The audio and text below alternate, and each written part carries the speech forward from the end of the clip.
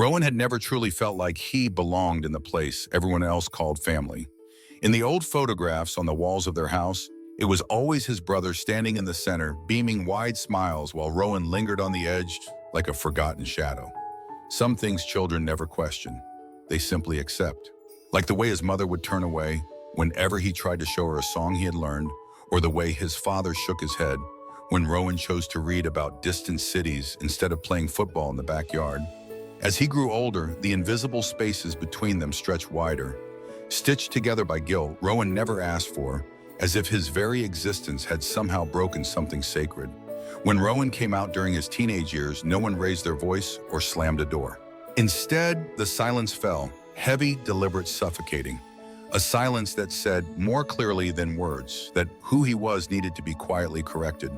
Rowan learned one thing from now on: he would have to be perfect in every other way if he wanted to remain acceptable. But no one can wear a mask forever without it breaking. At 25, while others had already found stable lives, Rowan was juggling 3 part-time jobs just to piece together something he could call his own. Not a house, not a degree to brag about, but something even more personal. 2 trips he had dreamt of since he was a boy, standing beneath the midnight sun in Iceland, where the northern lights danced like whispered promises, and later wandering the stone streets of Paris, losing himself in the golden haze of Rome's open squares. These weren't just vacations. They were proof that Rowan could carve out a life for himself, even if no one at home ever believed he could. Proof that he could exist without apology. He sat in a corner of his favorite cafe one rainy afternoon, clicking through the final steps to book his flights and accommodations. When the confirmation email flashed on his screen, Rowan let out a small laugh, a laugh barely louder than a whisper, but rich with something he hadn't dared to feel in years: hope. That simple click for Rowan was a revolution. He didn't need applause or a proud pat on the back. It was enough to know deep down that he could build a future with his own 2 hands, without asking permission from anyone. Later that night, Rowan sent a message to his mother and brothers, casually mentioning his upcoming trips to Iceland in July and Paris in October alongside Matthew. He didn't expect fireworks or cheers, just maybe for once a simple smile or a warm, "good for you." What he received instead was a cold, dangling ellipsis in the family group chat. 3 dots hanging there like a quiet warning, the line drawn between Rowan and the people who were supposed to be his safest place. Some dreams are born out of necessity. They aren't loud or lavish. They bloom quietly in the hidden corners of a life that's learned to survive on scraps of acceptance. Rowan's dreams weren't about rebellion or grandeur. They were about reclaiming a tiny space where he didn't have to apologize for simply wanting something for himself. A space where loving who he loved, living how he chose, wasn't a sin he needed to atone for. He didn't know it then, but the dream he held so tightly to his chest, the one he had worked so hard to make real, would soon become the very reason the last fragile threads tying him to his family would begin to snap. But for that brief moment, sitting alone by the rain-blurred window, clutching his printed plane ticket like a life raft, Rowan allowed himself to believe that it was okay to choose himself. It was okay to dream, even if in doing so, he would lose everything he had once fought so hard to hold on to. Have you ever dared to dream something that seemed small to others, but felt like a revolution to you? If so, stay with Harsh Stories, because here your story matters just like Rowan's. The message came on a Sunday morning, tucked between weather alerts and promotional emails, almost easy to miss, if not for the name blinking across Rowan's phone. His oldest brother Marco had announced the baptism of his newborn son, scheduled for the exact week Rowan and Matthew were set to be in Iceland. Rowan stared at the text, reading it twice, 3 times, as if the words might rearrange themselves into something more forgiving. He hesitated, thumb hovering above the screen. A polite reply seemed expected. Congratulations, of course, happiness for the new life, but Rowan knew better. In his family, milestones weren't just celebrated, they were enforced, measured by the currency of presence and loyalty. Baptisms weren't merely religious rituals, they were public declarations of unity, expectations sharpened into obligations. Missing one wasn't seen as an inconvenience, it was a betrayal. Still, Rowan responded warmly, offering his joy for the baby's arrival, gently mentioning his pre-planned trip and the cost it would take to change it. He didn't ask for understanding, he only offered the truth. What followed was silence, longer and heavier than anything he had braced for. Then slowly the replies began, not from Marco, but from his parents. At first, simple questions. Can't you reschedule? Isn't it just a vacation? And when Rowan explained in careful, respectful words that changing flights and hotels would cost him more than $700, he didn't have, their messages grew colder. "You always find excuses," his mother finally wrote. "Family should come first. Always." Rowan placed the phone face down on his kitchen counter. Matthew watched him from across the room, his expression tight, knowing better than to offer comfort too soon. Rowan wasn't ready to fall apart yet. Instead, he stood there frozen while memories unspooled in his mind. Birthdays celebrated with barely a passing glance. Achievements met with silence. Holidays spent in a seat furthest from the family table. And now, the one time he had dared to build something for himself, it was branded selfishness. 2 days later, the second blow landed. His other brother Anthony gleefully announced the baptism of his twin daughters, set for October, the very week Rowan and Matthew would be wandering Paris. It was almost comical if it hadn't been so devastating. 2 baptisms, 2 trips, 2 impossible choices that were never meant to be choices at all. He gathered every ounce of courage he had and called his parents. Maybe if they heard his voice, the steady ache underneath it, they would understand, but the call was short and brutal. His father dismissed the cost as a made-up problem, insisting that real family sacrifices without counting dollars. His mother cried, not the kind of tears that invited comfort, but the kind designed to shame. They accused him of planning the trips on purpose to avoid the baptisms. They said he didn't love his nephews and nieces. They painted him as vindictive, as heartless as the son who turned his back, because life elsewhere had spoiled him. Rowan listened, absorbing every barb like tiny cuts to his skin, until the line crackled and went dead. Not once during that conversation did anyone ask how he was. Not once did they say they missed him. Not once did they say they understood. Rowan sank into the couch afterward, staring at the ceiling as if it held answers. Matthew sat beside him, quietly placing a hand on his arm, anchoring him in the silence. Neither spoke for a long time. Words would have been useless against a grief so raw, a grief that wasn't just about missing baptisms or losing money, but about realizing that no matter how hard he tried, his love would always be measured and found lacking by people who claimed to love him most. It would have been easy to cancel everything, to fall back into the pattern of sacrifice and silence, to show up smiling at the baptisms with a hollow heart, clapping for the newest members of a family that never truly made space for him. Easy and soul-crushing. But somewhere deep inside Rowan, something shifted. Not rage, not even defiance. Just a quiet understanding that the boy who once begged for a place at the table had grown into a man who could build his own. He wouldn't cancel the trip. He wouldn't empty his savings or rewrite his plans to win back affection that was conditional to begin with. He would go to Iceland. He would go to Paris. He would choose himself fully and without apology. The price of that decision was heavy. He knew it would be. He just hadn't yet grasped how high it would climb, or how willing his family was to make sure he paid it in full. The silence didn't last long. Within days of Rowan making it clear he wouldn't be changing his travel plans, the undercurrents shifted into open hostility. It began quietly, like the first cracks in a frozen lake. His parents stopped responding to his texts altogether, even simple ones asking about their health or sharing small updates. Group chats that had once included him, half-heartedly perhaps, but still included, now bustled with plans and photos he only saw by accident when mutual friends tagged others. Baptism preparations surged ahead, documented proudly online, as if Rowan had already been written out of the family portrait. The real blow came when a new group chat appeared, one Rowan hadn't been added to. He learned about it when a cousin accidentally mentioned it in passing, catching herself too late. It was a simple thing, a small digital exclusion, but it cut deeper than he cared to admit. He wasn't just missing a ceremony. He was being erased piece by piece from the life he had fought so hard to stay connected to. Then the comments started. Whispers disguised as concern, extended relatives making pointed remarks during Sunday dinners. He no longer attended. "It's such a shame Rowan couldn't make time for family," someone said on a post about Marco's baby. "He's always been different." That word lingered in the air like smoke from a fire he didn't set but was still expected to apologize for. And behind those whispered words came colder actions. His mother removed the framed photo of him at his college graduation from the family living room wall. It wasn't spoken aloud, no dramatic confrontation, no explanation. One day it was there, The next it was gone, replaced by pictures of baptism gowns and family dinners he hadn't been invited to. Rowan noticed it during a brief stop by the house to drop off a birthday gift for his niece. No one met him at the door. He left the wrapped present on the porch, rang the bell, and heard footsteps inside, but no one came out. Later that evening, his mother texted him 3 words, "Thank you, goodbye." Rowan sat on the edge of his bed, staring at the message, feeling the weight of every memory collapse inward. Every childhood Christmas, where he waited for someone to notice he was alone in the corner. Every whispered prayer he made, wishing to be seen without conditions.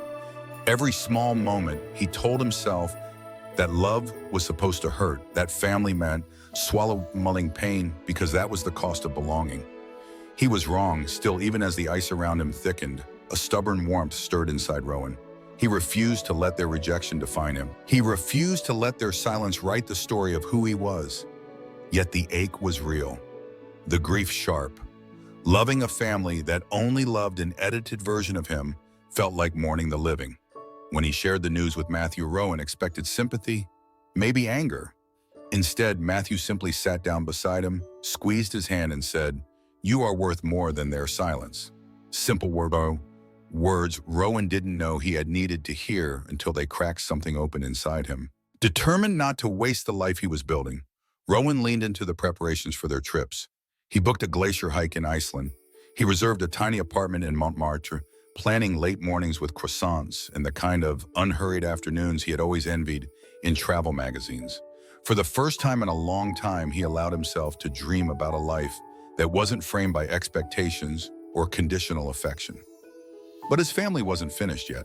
Weeks before his flight to Iceland, a distant aunt posted a public status online, a thinly veiled rebuke dripping in righteousness. It read, "Some people abandon their roots chasing rainbows, forgetting that real love is found at home, not in the arms of strangers." It was followed by comments from cousins and family friends, nodding along, some even tagging Rowan's name without shame. The message was clear: in choosing himself, Rowan had become a traitor.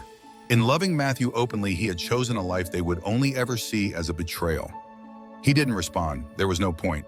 He had spent years trying to explain himself, trying to be palatable enough, forgiving enough, invisible enough. Not anymore. On the day of Marco's baptism, while the rest of his family gathered in a small church to celebrate new beginnings, Rowan stood at Keflavik Airport, backpack slung over one shoulder, passport in hand. He watched the sunrise break across the icy horizon, painting the sky in bands of gold and silver. It was breathtaking, a moment so achingly beautiful that for a second, Rowan closed his eyes against it, almost overwhelmed. In that quiet moment, standing alone on the edge of everything familiar, he realized something vital. Sometimes the price of being true to yourself is everything you thought you needed. And sometimes that's how you finally learn you never needed it at all. He boarded the plane with Matthew by his side, heart bruised but beating strong. Behind him, the door to his old life closed, not with a slam, but with a soft, resolute click. In front of him stretched an open sky. Rowan didn't look back. Paris greeted Rowan not with fanfare, but with quiet grace, the kind of beauty that didn't shout, but waited patiently for those willing to see it. Narrow streets twisted like ribbons between old stone buildings, and the scent of fresh bread floated through the cool autumn air. Matthew walked beside him, their fingers brushing occasionally, a silent reminder that even here, even after everything, Rowan was not alone. He tried at first to push the ache to the back of his mind, to focus on the joy of being here, alive, free, allowed to exist without apology. They spent mornings sipping coffee by the Seine, afternoons getting lost among shelves of dusty books and golden art galleries, evenings wrapped in the hush of candlelit dinners. Yet no matter how breathtaking the city was, there were moments when a hollow weight dragged at Rowan's heart. In the corner of his vision, he kept seeing families laughing together, fathers lifting children onto their shoulders, grandmothers handing out scarves against the wind, tiny scenes of the life he had once wanted so badly to believe he could still belong to. The messages from home had long since stopped. No photos of the baptisms, no updates, not even a bitter remark. It was as if Rowan had disappeared, a ghost neither mourn nor remember. Part of him still checked his phone, sometimes reflexively, before remembering there was no one left to call back. It was on the third evening, after wandering the alleyways of Montmartre beneath a sky heavy with soft rain, that Rowan opened his email and found the final nail waiting. An uncle he had once been close to, A man who had taught him how to fix a bike tire, who had slipped him candy during long church services, had sent a message. It was not long. It did not ask how Rowan was doing or if he was happy. It was a single paragraph clipped in cold. "We raised you better than this. Turning your back on your family for selfish pleasures is shameful. We will pray for you, but don't expect to be welcomed back." Rowan sat frozen, the glow of the screen cutting sharp against the dusk, filling their small rented apartment. Matthew approached quietly, his face searching Rowan's for a clue, but Rowan only shook his head. There was no anger left to summon, only a strange, aching kind of grief, the kind you feel not when someone dies, but when you realize they were never really alive in the way you hoped they were. He closed the email without replying. Some doors once slammed shut were better left sealed. The days that followed were a study in contradictions. Outwardly, Rowan lived moments he had once only dared to dream of. He and Matthew stood atop the steps of Sacré-Cœur, watching the city light up like scattered stars. They wandered arm in arm through the hidden gardens behind old cathedrals, laughing at pigeons that refused to be intimidated by tourists. They carved a space for themselves in the world, messy and radiant and real. But every now and then, Rowan caught glimpses of the old sadness in the edges of his own reflection, a mourning not for what he had lost, but for what he had never truly had. The tipping point came unexpectedly. One evening, they stumbled upon a street musician, an old man with a battered violin playing a song Rowan's grandmother used to hum while kneading bread.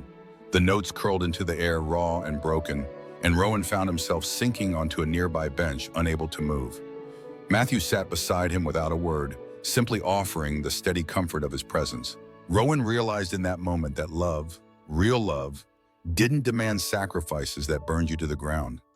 Real love didn't erase you when you failed to fit inside someone else's expectations.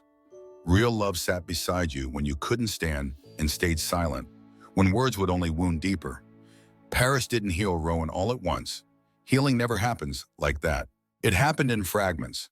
A laugh shared over too strong coffee, a warm jacket thrown around his shoulders without asking, a hand held tightly in a crowded metro station. It happened not because Rowan forgot the people who had turned away from him, but because he finally stopped chasing their approval, like a dog chasing a closed gate. One morning, standing on a small balcony overlooking the waking city, Rowan made a silent promise to himself. He would build a life so rich, so full of kindness and beauty and truth, that the absence of those who chose not to love him would no longer feel like a hole. It would feel like a choice, their choice. And he would never again apologize for being the kind of man who chose to stay open even after being shut out. Because in the end, Rowan understood losing their version of family had not diminished him. It had set him free. Rowan returned from Paris with a different kind of weight in his chest. Not heaviness, but something denser, steadier. As the plane touched down and the familiar skyline came into view, he realized he was not the same boy who had left weeks ago, desperate for belonging. He had crossed oceans, but more importantly, he had crossed a line inside himself, the quiet threshold between surviving and living. At first, the familiar ache tried to reclaim him. Passing his parents' house on the way home, he noticed the front lawn cluttered with balloons and signs celebrating the baptisms he hadn't attended. Names he hadn't been allowed to celebrate, with smiles he hadn't been asked to share. For a moment, standing at a red light, Rowan felt the old pull, the temptation to mourn, to wonder if choosing himself had been too high a cost. But when the light changed, he drove on without looking back. Life after that wasn't sudden fireworks or grand victories. It was smaller, quieter, but somehow more precious. Rowan threw himself into the life he had begun building long before he realized he was allowed to. He picked up extra shifts at the cafe where he worked, saving again for future travels. He and Matthew started volunteering on weekends at a youth center for LGBTQ+ teens, kids who reminded Rowan so painfully of himself at 15, longing for even one adult to say, "You are enough." Every time he offered a kind word to a scared boy with downcast eyes, or cheered on a shy girl at a poetry slam, Rowan healed a piece of the boy he once was.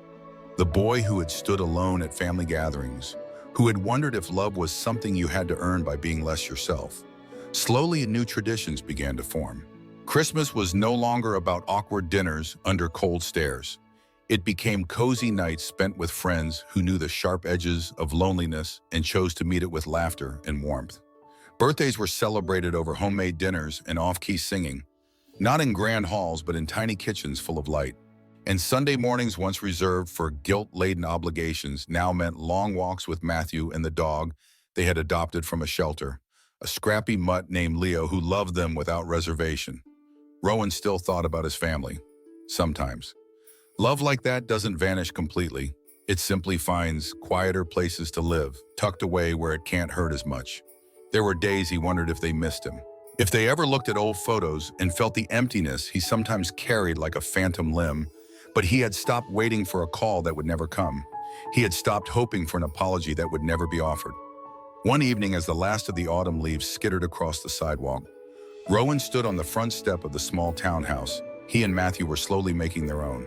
He looked up at the soft glow spilling from the windows, the faint sound of laughter drifting from inside, and realized something he hadn't dared to believe before he was home. Not the kind of home defined by bloodlines or last names, a home built on choice, on love, that didn't demand silence in exchange for belonging, on the stubborn, tender truth that he was worthy, not in spite of who he was, but because of it. Rowan didn't get the family he was born into back, but he built one. Brick by brick, hand in hand. And for the first time, he didn't feel like a guest in his own life. He belonged, fully, finally, unapologetically. Have you ever had to let go of the life you were taught you should want, to finally create the life you truly deserved? Share your story below. Your voice matters here. Stay with Heart Stories. Here your truth is seen, your journey is honored, and your story, just like Rowan's, is never too small to be heard.